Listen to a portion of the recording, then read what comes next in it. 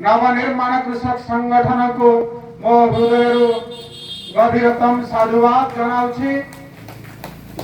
आउ एई सब समारोह जे केंद्र बिंदु पलटि सी हेउछंती स्वदेशी माहौल सृष्टि करिथिबा एई भारतर माटीर दिवंगत भूमिपुत्र पूज्य श्री राजीव भाई जहांक चरण कमल रे समस्ते प्रणाम जणाइबा।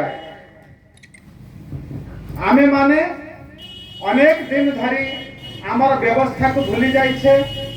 आमे कौन खाउछे, कौन पिंधुछे, केमती चलुछे, आमर आचार आचरण कौन, आमर बंचिबार भित्तिभूमि कौन, आमर चाष कौन, आमर व्यवसाय कौन, ये सबू को आमे भूली जाइछे।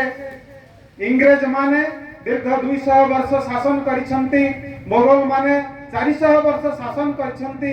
सेही भितरे आमर स्वदेशी व्यवस्था जति की भांगी नथिला, स्वाधीनता परे आमर सेही स्वदेशी व्यवस्था आज भांगी चुरमार हो जाइछि कहले चले। किंतु गोटिए कथा खुशी लगे, पुरी रु मयूरभंज आसीबा भितरे देखे कि जदि केउ जगह स्वदेशी व्यवस्थार विहन मात्र बंचिछि सी हेउछि मयूरभंज जिला। सेथिपाई आमे आग्रह सहकारे एई मयूरभंज जिला रे स्वदेशी महोत्सव को करिवा पाई नवनिर्माण कृषक संगठन भाई मानकु सहयोग करिछे। कारण जो जगह विहन बंचिछि सेही जगह ही महाद्रुम छिड़ा हेबो, सेही जगह ही सारा ओडिशा को सारा भारत को एई स्वदेशीर वार्ता प्रसारित हेबो।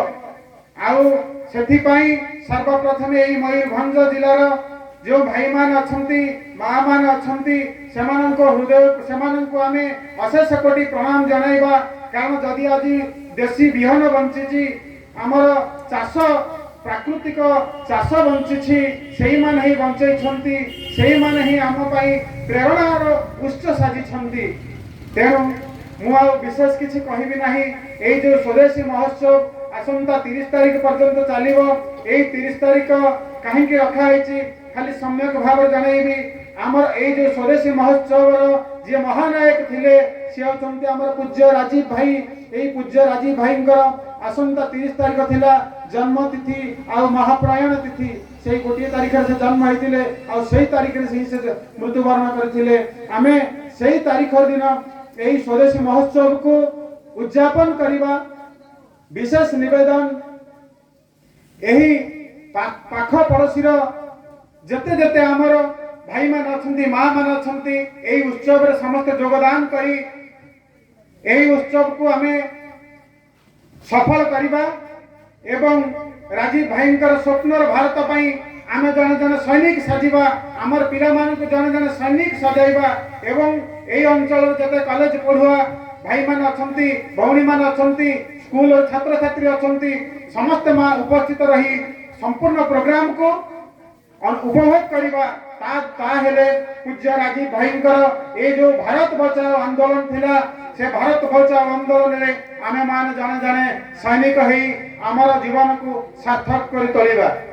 एही होउछ आमर मुख्य उद्देश्य। वर्तमान आमर मंचासीन थिबा अन्य एही माटीर जो माने मुख्य कर्णधार अछंती सेमानंको ठारू आमे अनेक कथा सुनी हमरे एही स्वदेशी आंदोलन यात्रा को आगे नेबा। जय किसान। धन्यवाद वैद्य संपत बाबू।